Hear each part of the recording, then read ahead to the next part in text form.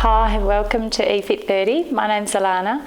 I'm here today with Jo Beer, who's a nutritionist, diabetes educator and a dietitian. She's had over 20 years experience in the industry, and she also has her own website called Revitalise, where you can go and get some specialised nutritional plans and also some yummy recipes.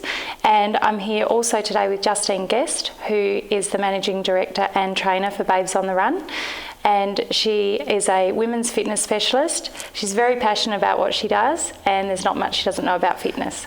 So we're going to talk you through a 6-week program. We're calling it Go for Gold, Lose 6 kilos in 6 weeks. So it's pretty hardcore. We have got a list of instructions and nutritional information that you can get from the websites. You can find it on eFit30, Babes on the Run and Revitalise. So first, before you go ahead and start your program, if you have had any problems with your health, or if you haven't been doing a fitness program or you have never done one before, then you should go and just check with your GP before starting. And I'm just going to ask Jo. So Jo, tell us about your 6-week nutritional plan. Okay, well, the 6-week plan is designed to really take you through a journey.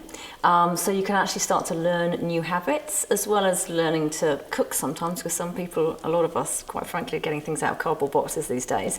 So it takes you through using pantry ingredients to make up really lovely dishes for the whole family. So it's not just based on one person, you can use it for the whole family. And it's just designed as well to help us look at how much we're eating, because quite often we know what we should be doing, and we're trying really hard with eating healthy food, but we're still eating huge volumes, and we really don't need that amount. So it sort of kind of re-educates us as to how much we need to eat, and it takes you through a 6-week program. The first couple of weeks are a little bit sort of harsher, because I really want you to really clear the decks and start afresh and almost cleanse the body, because we're going to be doing, aiming for losing 6 kilos. We're going to be combining that with exercise, so we've really got to get our body in shape. So the 6-week plan is designed to gradually take you through that, re-educate you, so that at the end of it, you can continue to go on with that program. Okay, and so what would you suggest for somebody who's just starting out on this program? Okay, well, the first thing to do is to sit down with a blank piece of paper and write down why you're doing it. Why bother? What are your goals? What do you want to get out of this? For some people, it's, oh, well, look, there's a wedding, or I'm going on a holiday. Or it might be, look, I'm just sick of looking like this. I'm sick of feeling tired all the time. I want to make a change. And I ask people sometimes, I say, look, write down all the pros of what you're going to do and the cons. And I'm sure you'll be looking at that, and that will be telling you what to do. I'd also suggest you do a food diary, sort of 3 to 5 days, include a weekend, and list everything you eat and drink. And that's everything. Okay. So every time you walk into the kitchen and you just open the fridge and take something out, or you pour yourself a glass of wine, oh, actually it's not 100 mils, it's actually 200 mils. Every time something goes into your mouth, write it down. And that will really give you a clear indication of where your problems lie. You might find that at 4 o'clock in the afternoon, that's it, you're going crazy. The kids come home and you're giving them some snacks, and you're polishing off what they don't eat. It may be late at night after you've had your main meal that you suddenly see, oh gosh, look at all those snacks. It may be at the weekend. You're great all the way along, but it comes to the weekend and it's complete disaster. So that'll really help you with some tools of, okay, what do I need to look out for? And I'd also say, thirdly, maybe find a buddy who can work with you on this.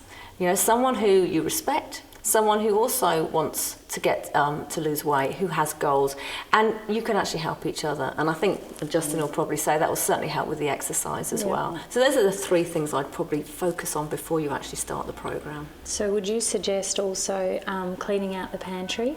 Well, that would be a good idea, as long as you clean out what get rid of what you should be getting rid of. Probably maybe give it to the neighbours. Don't sort of bin it. But yeah, we recommend going down to the shelter. Get rid of it all. Excellent idea. There's always people that need something extra. And so what about people who have children who still want to leave things in the cupboard for the kids? What would you advise? What I would do is maybe have a separate cupboard that's the kids only cupboard, and that's banned, and you have to literally say to yourself, if I go in there, I'm stealing. See, you're nicer than I am. I'm like, why are you feeding it to the kids? Well, yeah, that's a good point. That's true. It's a very good point. However, you know, sometimes you don't want to sort of alienate them totally, make them think, oh, mum's on a diet again, so that means none of us can have fun anymore. But it's certainly a good idea to try and get the whole family involved and reduce the amount of times the kids are going for that sweet trolley or something like that, and maybe have it just at weekends. And so what do you suggest about how long will it take to get past the sugar cravings? Oh, the sugar cravings, yes. Look, the first week, in all honesty, you will be like a monster. And mainly because you're going through a change, and you've suddenly stopped giving your body all these sugar. You might have cut back on caffeine. You might get headaches. You might feel almost like you're getting a bit of a cold, and you will be wriggly. Your sugar cravings will probably go within 2 or 3 days because you're actually eating a balanced diet. And quite often the reason why we have sugar cravings is because, as you know as well, Justin, we discussed this earlier, you go from one high sugar snack to another. You're not actually ever eating anything that's going to give you energy for a long period of time. You're just going for these little mini sugar highs. So you go up in energy and you crash very quickly, up and crash. So you're never fulfilled for a long period of time. So once you start to eat regularly, and eat things that are carbohydrates, the dreaded carbs, not huge amounts, but enough to sustain you, you'll find that the sugar cravings will go. Yep. Okay. And the other thing is it's a plan, so you know what's coming next. Whereas a lot of people at the moment, if we said to them, what are you going to have for lunch? I'll just go to the shop. So it is different. It's so much easier. Yeah, and when you do, I mean, it's all about preparation as well.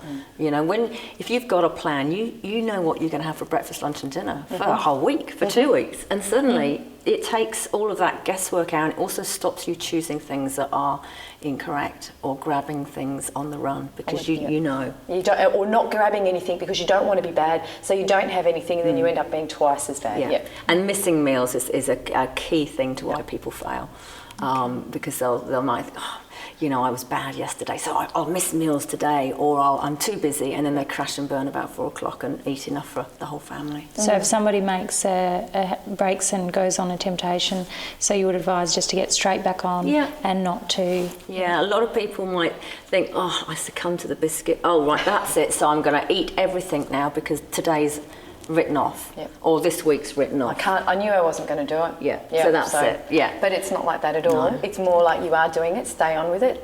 If you've fallen off the bandwagon, and that's where the food diary helps. We use a program called MyFitnessPal. You can see the calories when you use that in conjunction, because you put in your food and you also put in your exercise. It's going to give you the information as you go along, and when you have the information and you're informed, you can see that all is not lost, and you can see how you can make it up again as well. It's not that dramatical. Yeah, definitely. So always, you know, don't be hard on yourself. Just say, okay, I'm human. I slipped up. It doesn't matter. Next meal, make sure you stick to the plan. Okay. And if need be, do an extra run or walk. But Justin will advise you on that. So speaking of exercise, Justine, what have you got in store for us for the exercise program, and what are we expecting for the first week? Well, we've designed the program so that people who are new to exercise can go in and actually build your fitness. So what we're going to do is we're going to put in a bit of cardio and a little bit of resistance work, but we're going to progress it, and it's going to be a little bit gradual. And it's not to say that you won't feel it. So I don't know. There's this whole thing about doing something without effort or doing something without even feeling it. We don't believe in that. You need to be able to feel it. You need to be aware of your body. You need to be aware of how it feels with what you're eating. You need to be aware of how it feels when you're exercising. You need to have some control over what you eat, when you eat, how you eat, and also control over your body and how it moves and how it feels. So we will be getting you in touch with that.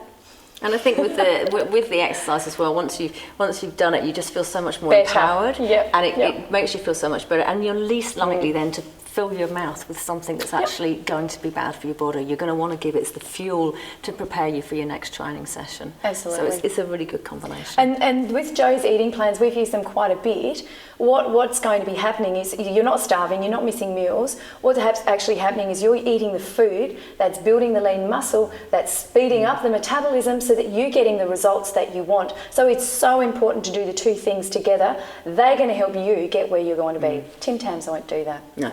So what are you going to say to people who are feeling very tired during the first week and finding it difficult because they're feeling a bit sore? So, all right, so what we want to do then is keep it in perspective. If you're feeling more tired and you're feeling a little bit sore, you've got to keep it in perspective. It is not the worst thing that you've ever done in your life. It is not the hardest thing you've ever done in your life. And it's not as bad as getting up every day and spending an hour trying to find something to wear because you don't like the way anything looks on you. It's only a temporary thing. Usually the hardest part is during the exercise that you're doing. As soon as it finishes, usually within that 20 minutes afterwards, you feel fantastic and you feel energised and you feel motivated for the rest of the day. The most important thing is just to keep your head in the game, make that time with yourself and do it every day. And so every day. Yeah. would you advise people to use track with measurements or by checking Both. their weight? So we tend to do weight every week. On these kinds of programs, it's important to know if you weigh yourself once a week, same time, same day, same clothes, you know what you're doing right and what you're doing wrong. So when the scales are going down, you're on track. You know that this change that you have made is good for you and it's working for you and it's getting you where you want to be. If there's no change, you can make an adjustment immediately. You don't want to do it at the end of 6 weeks. It's too late, you've put in all the effort and then that's a bit demotivating. When you see the change, you stay on with it, you stay on board, and that's what we want. And I think once a week is adequate. Some Absolutely. people are really tempted to jump on the scales every day, and your weight is going to fluctuate with how much you drink, what exercise you've done, hydration, the weather, hormones. Yep. So it's going to change. So a week is absolutely ideal because you can adjust things, but you can also actually see proper results. That's right, and you do want to measure yourself. You need to make sure that the centimetres are going down. That's it. Okay, well thank you very much girls, that's all we have time for this week. There's a lot to get through. If you would like to go home, set your goals, train like an Olympian, eat well, follow Jo's program, and we will see you again next week at eFit30. Thank you.